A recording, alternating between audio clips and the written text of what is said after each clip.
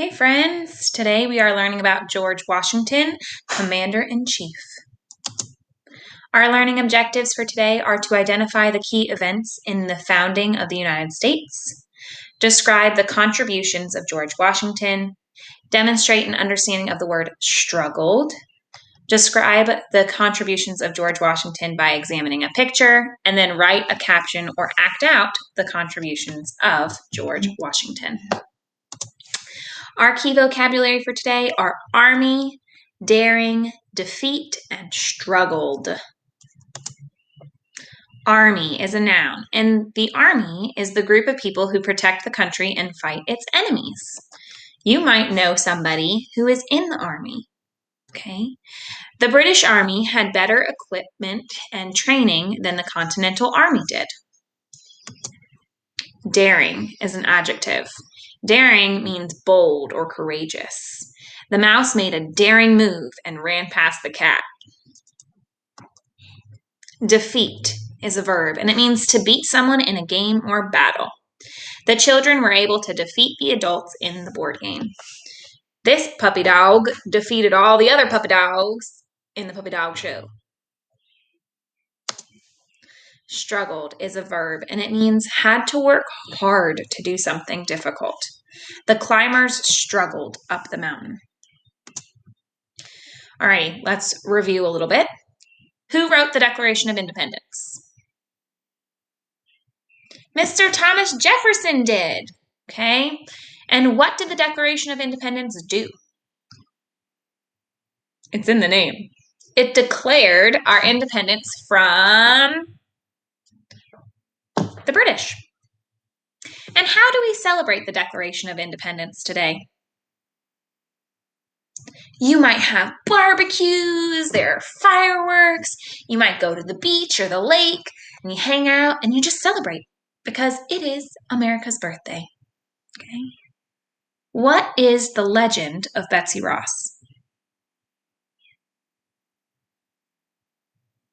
Yeah, George Washington came to her house and said, "Excuse me, Miss Betsy Ross. You are awesome, and everybody talks about your even stitches and how great of a seamstress you are.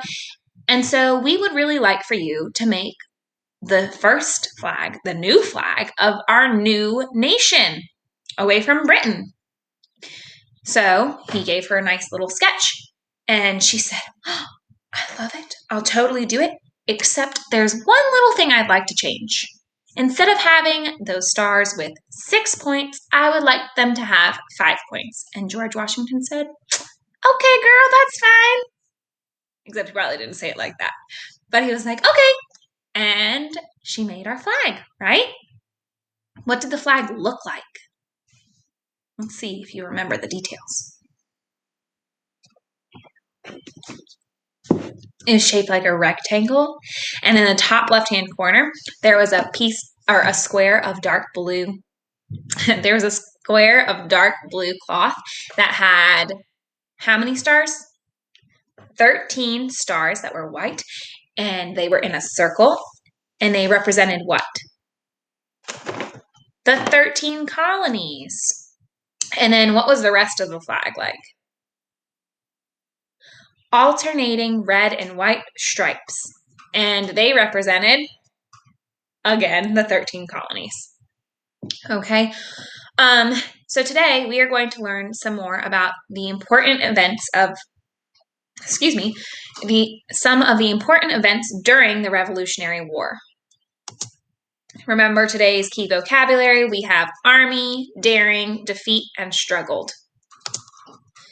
You're going to listen carefully to learn about one of George Washington's important jobs as the Commander-in-Chief of the new Army. You will remember that while representatives to the Second Continental Congress met and signed the Declaration of Independence, George Washington was far away from Philadelphia. He was sent north to Boston to fight the British. His was a very difficult job. Washington's army was made up mostly of farmers with no military experience at all. They had no uniforms and only old guns called muskets, which they hardly knew how to fire. There weren't enough guns, and there was hardly any gunpowder. So it sounds like they're kind of in a bit of a sticky situation, doesn't it? They aren't trained, so they don't know how to fight. They have old guns, so not the greatest weapons, and there aren't enough of them, okay? There aren't enough weapons. The wording of the Declaration of Independence was approved on July 4th, 1776. 5 days later, messengers carrying copies of the Declaration reached New York, where General Washington's army was camped. His army heard the words and rallied in support of independence. A statue of King George was melted down into bullets for the Continental Army. Wow. So, how does it sound like they felt? They sounded pretty happy. They celebrated, right? They were like, woohoo! We declared our independence. Okay. The men soon realized that they would never have enough bullets for the fight ahead. Later that summer, British warships were spotted entering New York's harbor. King George had gotten help from the Germans as well. So, Germans are people who are from Germany, which is another country on the continent of Europe. Okay. More than 30,000 trained troops arrived to fight the unprepared colonial militiamen. George Washington nearly lost his army in the fierce fighting around New York and New Jersey that fall. The Redcoats chased the Continental Army south across the Delaware River. Thinking that they had scared them off, the Redcoats left only a small force to guard them on the other side of the river. It was December, and they felt sure that nobody would fight during the dead of winter. But they were wrong. So what do you think that the colonists did? George Washington came up with a daring plan. Remember that daring means courageous or bold. On Christmas night, he gathered his men together. It was snowing and cold, but Washington had the men get into their boats and row quietly across the ice-filled river. More than 2,000 soldiers crossed the river. The crossings took several hours. Marching through the wind and sleet of the December cold, the Continental Army reached the British troops just before dawn. While the Redcoats were still sleeping, Washington's men launched a surprise attack on the enemy camp. The Redcoats were surprised, all right. Some of them came out of their bunks in their underwear and just held up their hands. They were in their underwear. They were unprepared. Okay. It was a total victory for General Washington. Nobody in his army had been killed. Washington and his army returned to Philadelphia with shouts of joy. But the war wasn't over yet. The Continental Congress knew that they needed more help in order to win their war for independence. German soldiers were fighting alongside the British. Perhaps the French would send soldiers across the ocean to help the colonists fight against the British. It was no secret that the British and French had been long enemies. So the French are people who are from France, which is yet again another country of Europe. Okay. The Continental Congress decided to send some men to France to ask for their support. Their chief representative was 70-year-old Benjamin Franklin. Who was Benjamin Franklin? Do we know Benjamin Franklin? Yeah, we do. He was one of the men who was important for the Continental Congress, right? He's the one who went to the British Parliament and convinced them that they should lower the taxes or get rid of some of the taxes for us. And remember, they chose him because he is good at arguing, okay? The French did not like to lose in battle, and they were still angry about losing to the British in an earlier war. At first, they did not want to support the colonists. It was crazy to think that an army of farmers could defeat one of the greatest armies in the world, the British Army. But the American victory in New York in the fall of 1777 changed their opinion overnight. They promised gunpowder, soldiers, and ships. So now the French are going to help, okay? The French are going to help the American colonies. General Washington's army was camped in Pennsylvania at a place called Valley Forge during the winter of 1777 and 1778. Snow lay on the ground when Washington and his men arrived. They pitched tents and built log cabins, but neither kept out the cold. The men were dressed in rags, and many of them had no shoes, walking barefoot in the snow. Oof, I don't want to do that. There was hardly any food, and some days the men had little to eat and drink other than bread and water. Disease spread throughout the camp, and many men died. The men missed their families and wanted to go home.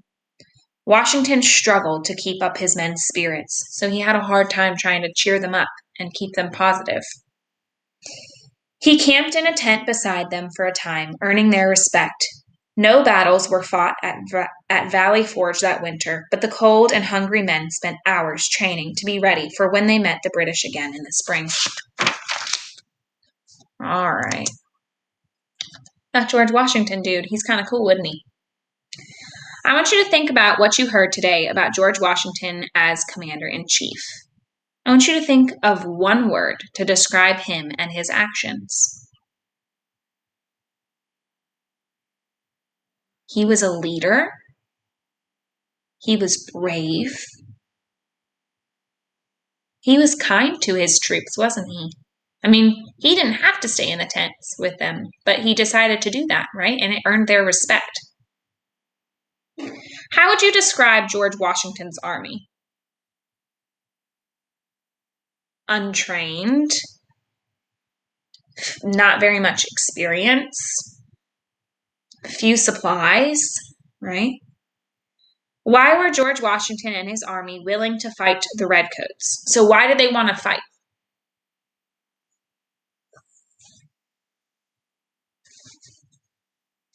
They were fighting for their country, right? They were fighting in what they believed in, and they believed that they deserved to be independent from Britain. Okay. What happened on Christmas Day in 1776? George Washington and his men secretly rowed across the Delaware River and launched a surprise attack on the British. And the British people came out in their underwear and they said, fine, you win. Right? So that was a victory for the American army. Okay. Okie doke. Word work. In today's read aloud, you heard Washington struggled to keep up his men's spirits. I want you to say the word struggled for me. Struggled. Can you clap it out? Struggled. 2 syllables. Okay.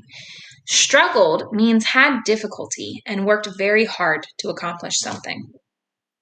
I struggled to get up the steps with the heavy box.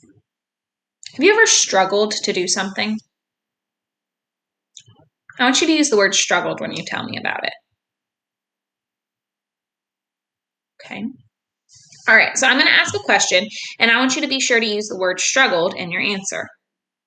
Have you ever struggled to get out of bed in the morning? I have definitely struggled to get out of bed in the mornings, especially after spring break. Oh gosh, it was so hard for me to wake up that first day. Have you ever struggled with cleaning your room? I have, especially when it was really messy one time. Have you ever struggled to find something? I have struggled to find my keys. Have you ever struggled to wait your turn? I've definitely struggled to wait my turn before. All right, let's make sure that we have hit all of our learning objectives for today. So, did we identify the key events in the founding of the United States? We talked about the Continental Congress and how they wrote the Declaration of Independence, and we talked about George Washington's army. Did we talk about the contributions of George Washington? So did we talk about what he did that helped us? Did we demonstrate an understanding of the word struggled? Yeah? Okay, so this next part is very similar to your task the other day. where you're going to look at a picture. You're looking at this one, and you are going to think about, okay, who's in the picture? What's happening? When is this picture happening? And you are going to write a caption describing what happened, okay?